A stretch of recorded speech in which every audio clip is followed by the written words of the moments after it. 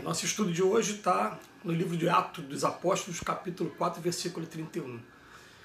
E tendo eles orado, tremeu o lugar onde estavam reunidos e todos ficaram cheios do Espírito Santo. Está sendo comentado por Emmanuel na lição 149 do livro Fonte Viva, no culto à prece. Todos lançamos em torno de nós forças criativas ou destrutivas, agradáveis ou desagradáveis, ao círculo pessoal em que nos movimentamos. A árvore alcança-nos com a matéria sutil das próprias emanações. A aranha respira no centro das próprias teias. A abelha pode viajar intensivamente, mas não descansa a não ser nos compartimentos da própria colmeia. Assim também o homem vive no seio das criações mentais a que dá origem. Nossos pensamentos são paredes em que nos enclausuramos ou asas com que progredimos na ascese. Como pensas, viverás. Nossa vida íntima, nosso lugar. A fim de que não perturbemos as leis do universo, a natureza somente nos concede as bênçãos da vida de conformidade com as nossas concepções. Recolhe-te e enxergarás o limite de tudo o que te cerca. Expande-te e encontrarás o infinito de tudo que existe, para que nos elevemos com todos os elementos da nossa órbita, que não conhecemos outro recurso além da oração, que pede luz, amor e verdade. A prece, traduzindo a aspiração ardente de subida espiritual através do conhecimento da virtude, é a força que ilumina o ideal e santifica o trabalho. Narram os Atos que, havendo os apóstolos orado, tremeu o lugar em que se encontravam e ficavam cheios do Espírito Santo. Iluminou-se-lhes o anseio de fraternidade, engrandeceram-se-lhes as mentes congregadas em propósitos superiores, e a energia santificadora felicitou-lhes o espírito. Não ouvides, pois, que o culto à prece e a marcha decisiva é marcha decisiva. A oração renovar-te-á para a obra do Senhor dia a dia, sem que tu mesmo possas perceber. Tem dois momentos distintos. Um muito interessante. Primeiro ele vem dizer que a aranha respira no centro das próprias teias e vem dizer que nós vivemos também no centro das criações mentais que temos.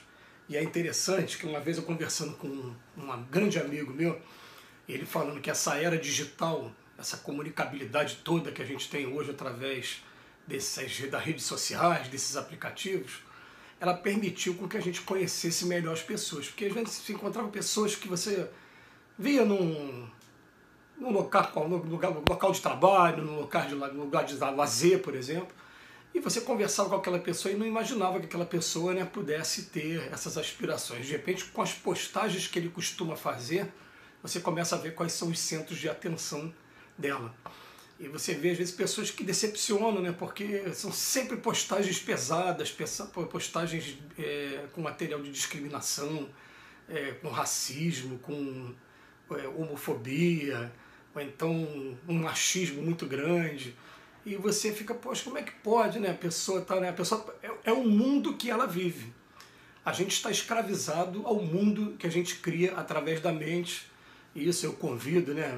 Eu lembro que há 15 anos atrás saiu um documentário chamado O Segredo, que foi um documentário que foi marcante, mostrando quanto a gente atrai aquilo que a gente pensa pra gente. Então, é uma coisa da gente começar a pensar, porque quando a gente sair dessa vida material, desse corpo aqui, a vida vai ser totalmente mental e cada um vai estar mergulhado naquilo que você criou mentalmente para você mesmo, né? Então o que acontece? Quando a gente vem falar aqui no culto à prece, ele vem estabelecer para a gente, né, que uma maneira, a marcha mais segura para a gente estar o tempo todo sintonizando com o caminho evolutivo é através da oração. Embora muita gente, né, quanto mais materialista, ou então anti-religião a pessoa for, a pessoa vai ficar naquela, que prece, que oração, que coisa nenhuma, né? A pessoa não desconhece o poder que a oração tem. E eu sou uma pessoa que estagiei por isso nessa mesma minha vida agora, nessa mesma encarnação minha aqui, porque eu me lembro de uma época, né, com 20 anos de idade, eu não tinha a menor preocupação com oração, e alguém um dia falou, pô, você não tem o costume de fazer oração? Como é que você sabe? Quem estava falando para mim era o espírito, né? Estava tudo começando assim. E depois eu vim descobrir o poder que a oração tem, né? E o poder simplesmente de te manter sintonizado com aqueles que querem o seu bem, que vão estar jogando as ideias para a gente. Você não vai ouvir o espírito falando normalmente, né? A maioria das vezes, né, não vai. e nem vai ouvir a voz dele, mas através da prece, da oração, você vai estar nesse intercâmbio, nessa troca, né? E as ideias vão chegando, e se a gente com o tempo começar a aprender a ter ouvidos de ouvir e olhos de ver, essa coisa do ouvidos de ouvir e olhos de ver é uma coisa muito interessante que Jesus fala pra gente. Porque normalmente quem vê espírito não vê com esses olhos, vê com os olhos do espírito, ou melhor, ver melhor de olho fechado. Olha que coisa legal.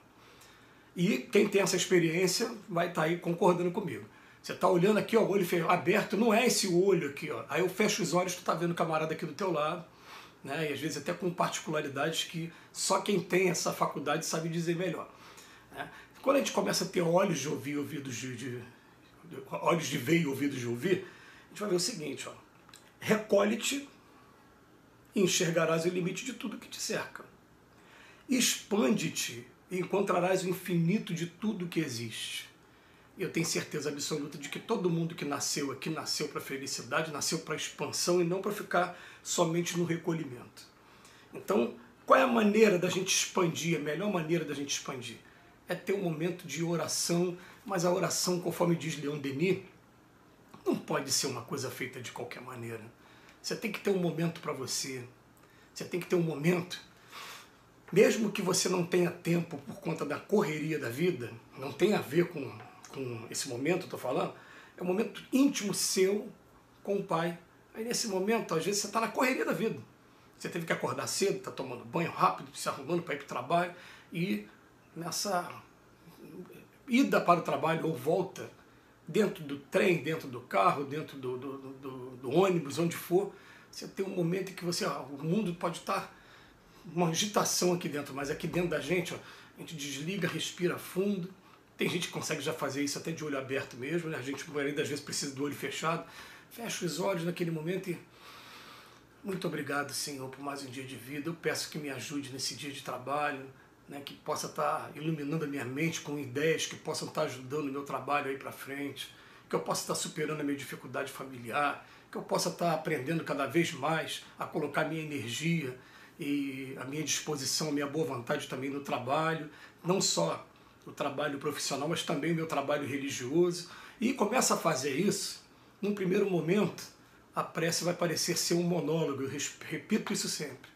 No primeiro momento você parece estar falando palavras para o ar e não está tendo resposta nenhuma. Mas depois a resposta começa a vir através de ideias e muitas vezes durante até a prece mesmo que você está fazendo. Então vou dar um exemplo. Está tendo uma crise no meu trabalho. Eu falo, como é que eu vou fazer, Senhor, para resolver esse negócio do meu trabalho? E de repente vem, por que você não faz isso e isso? Eu mesmo estou pensando, estou achando que a ideia está vindo de mim, mas não está vindo não, está vindo deles. Não, aí durante a prece, eu vou chegar lá na segunda-feira agora no trabalho e vou fazer isso e isso para poder modificar. Está sendo eles trazendo a informação para a gente.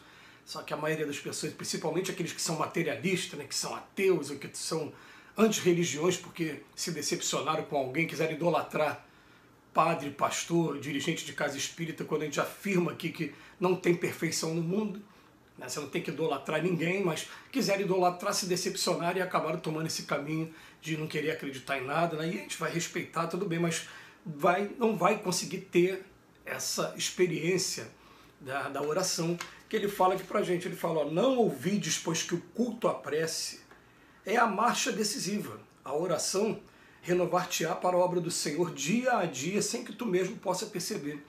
Aí a pessoa fica assim, mas a obra do Senhor, essa linguagem que é muito formal às vezes, né, dentro dos ciclos religiosos, o que é a obra do Senhor? Gente, é você cumprir a missão que você nasceu para cumprir. Né? A obra do Senhor é você ser um bom pai, ser um bom esposo, ser um bom companheiro, ser um bom amigo de trabalho, ser um bom filho. Você procurar estar sempre fazendo a sua parte, cumprindo com as suas obrigações. Isso é a obra do Senhor. As pessoas acham que a obra do Senhor tem que ser aquela coisa grandiosa. E não é coisa grandiosa, não é cada um fazendo aquele cadinho que cabe a cada um de nós. A gente está tendo a consciência tranquila de que o que eu tenho que fazer, o meu trabalho, está sendo feito. A gente vai adaptando daqui, vai adaptando dali para poder chegar a um ponto comum. Então ele vem falar aqui para a gente, ó, um momento que narra os Atos dos Apóstolos, como é que as pessoas ficaram cheias do Espírito Santo. E eu vou encerrar lembrando que no livro Os Mensageiros, de André Luiz, tem uma passagem maravilhosa, um grupinho fazendo oração numa igreja destruída na Segunda Guerra Mundial. Os espíritos lá do alto percebendo aquela luz que estava vindo justamente da oração que eles estavam fazendo. A gente duvida, É melhor a gente ter um pouquinho de fé e acreditar mais.